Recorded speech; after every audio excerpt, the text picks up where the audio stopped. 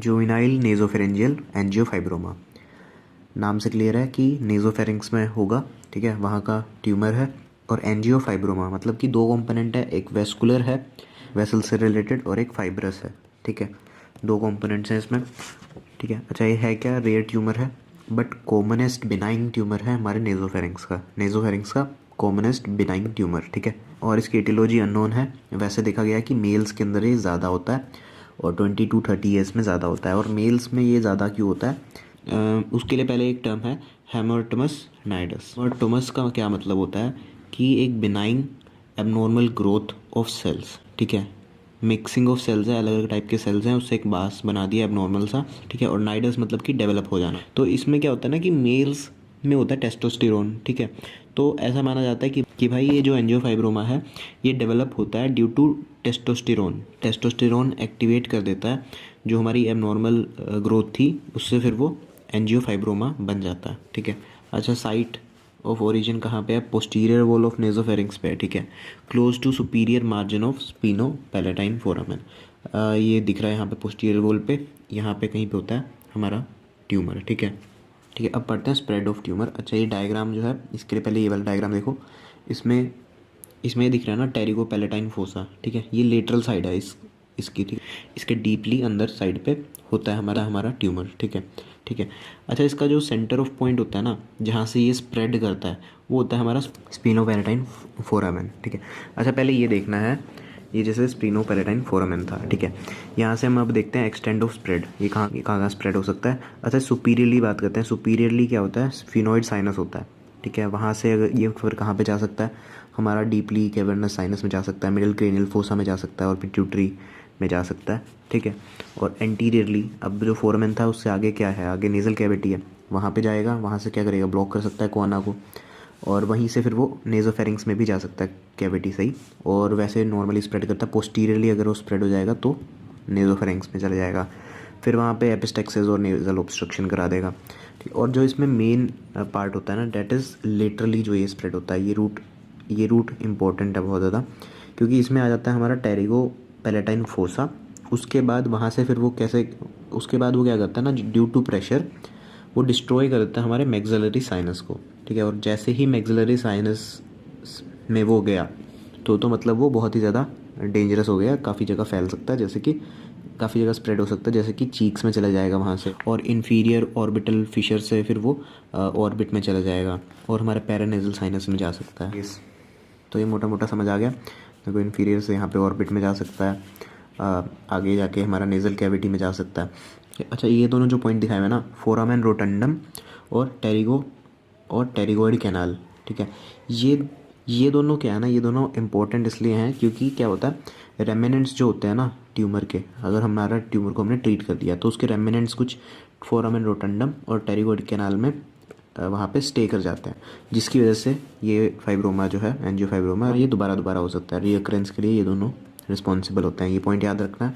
और एक और है, ठीक है, और एक और है कि रूट ऑफ स्प्रेड ये कैसे कैसे हो सकता है। जनरल सी बात है, लीस्ट रेजिस्टेंस कहाँ पे है, फिशर्स होगा, फोरामेंस होगा, नोज़ होगा, यहाँ पे तो कुछ करने की ज़रूरत नहीं, अपने आप ही नॉर्मली पैसेज के थ्रू ट्यूमर स्प्रेड हो जाएगा ग्रो करके। सेकेंड होता है कि बोन को डिस्ट्रक्शन करके, जैसे कि दो ही जगह हैं, जैसे कि टेरिगोइड रूट और स्पिनोइड का ग्रेटर विंग, ठीक है, यहाँ से वो बोन को डिस्ट्रॉय करके आगे ग्रो कर सकते। And important one is mode of spread कैसा होता है, पुश करके स्ट्रक्चर्स को, जैसे कि posterior wall of maxillary sinus in pterygoid palatine fossa, और इसी को कहते हैं हम होलमैन मिलर साइन या फिर एंट्रल साइन, ठीक है। ये हमारा होता है पैथोग्नोमिक साइन भी होता है हमारा जुवेनाइल नेज़ोफेरेंजियल एंजियोफाइब्रोमा का, ठीक है, हमारे ट्यूमर का। अच्छा, अब let's see about the pathology. जो इसमें ट्यूमर होता है ना, उसके दो कंपोनेंट्स होते हैं, नाम से क्लियर है, एंजियोफाइब्रोमा, तो एंजियो से वेस्कुलर टिश्यू होता है और एक फाइब्रस स्ट्रोमा होता है। अच्छा, इसमें वेस्कुलर टिश्यू में क्या याद रखना है कि जो इसमें वेसल्स बनती हैं ना, ठीक है, उसमें कोई मस्कुलर कोट नहीं होता, ठीक है, और सिर्फ एंडोथीलियम लाइंड होता है, ठीक है। अब इसकी वजह से क्या क्या होता है, एक तो ब्लीडिंग बहुत ज़्यादा होती है इसी वजह से, क्योंकि भाई कोई मस्कुलर कोट नहीं है और सिर्फ ओनली एपिथेलियल लाइंड है, ठीक है, और तो रिकरेंट ब्लीडिंग होगी। और दूसरी बात, इसमें एड्रेनालिन काम नहीं करेगा क्योंकि इसके अंदर मसल कोट ही नहीं है, ठीक है, ठीक है। अच्छा, जो इसका ट्यूमर था ना, उसके कुछ करेक्टरिस्टिक्स फीचर्स हैं, जैसे कि वो रेडिश पर्पल होगा, कवर्ड होगा म्यूकोजा से, बिनाइन होगा, कोई कैप्सूल नहीं होगी, और जो 75% ट्यूमर्स होते हैं उनमें एंड्रोजन रिसेप्टर्स प्रेजेंट होते हैं, ठीक है। अच्छा, फिर अब कुछ चीज़ें होती है जैसे कि लार्ज एंजियोफाइब्रोमा होगा ना, उसके अंदर CMYC प्रोटोन को जीन प्रेजेंट होता है, ठीक है। और VEGF vascular endothelial growth factor और बी कैटेनिन, ये जो तीनों चीज़ें हैं ना, ये डायग्नोसिस में हेल्प करती हैं एंजियोफाइब्रोमा के, ठीक है।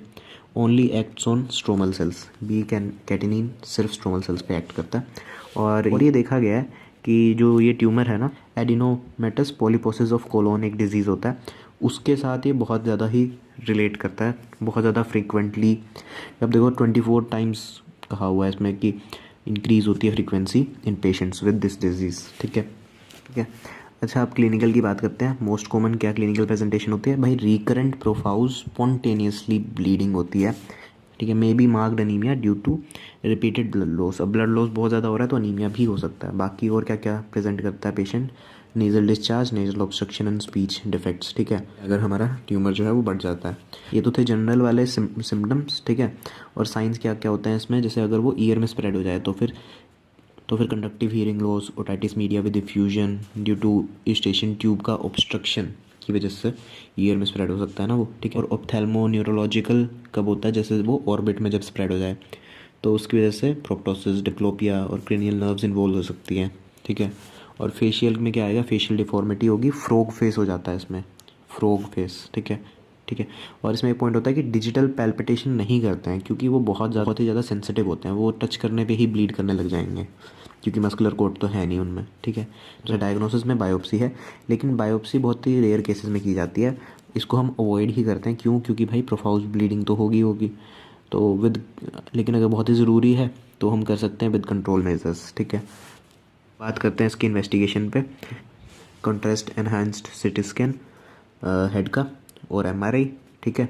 और इसमें ब्लड ग्रुपिंग और मैचिंग करके रखते हैं कि भाई हमें ब्लड कि भाई अगर बहुत ज़्यादा ब्लीडिंग हो जाए तो फिर ब्लड देना पड़ जाए, इसलिए रिज़र्व के लिए, ठीक है। और एक होता है डिजिटल सब्सट्रैक्शन एंजियोग्राफी। अब ये इंटरेस्टिंग है, इसमें क्या करते हैं कि एम्बोलाइजेशन कर देते हैं हम वेसल्स का, उसको ब्लॉक कर देंगे, जनरली करते हैं एक्सटर्नल कैरोटिड आर्टरी का। और इसमें ध्यान क्या रखना है कि भाई जैसे ही हमने एम्बोलाइजेशन कर दी ना, तो with in 1 to 2 days 24 to 48 hours के अंदर हमें ट्यूमर को रिसेक्ट कर देना चाहिए। रिसेक्शन ऑफ द ट्यूमर करना ही पड़ता है।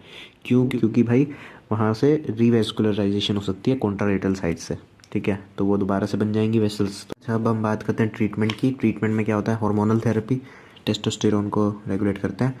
और कीमोथेरेपी में हम क्या क्या देते हैं?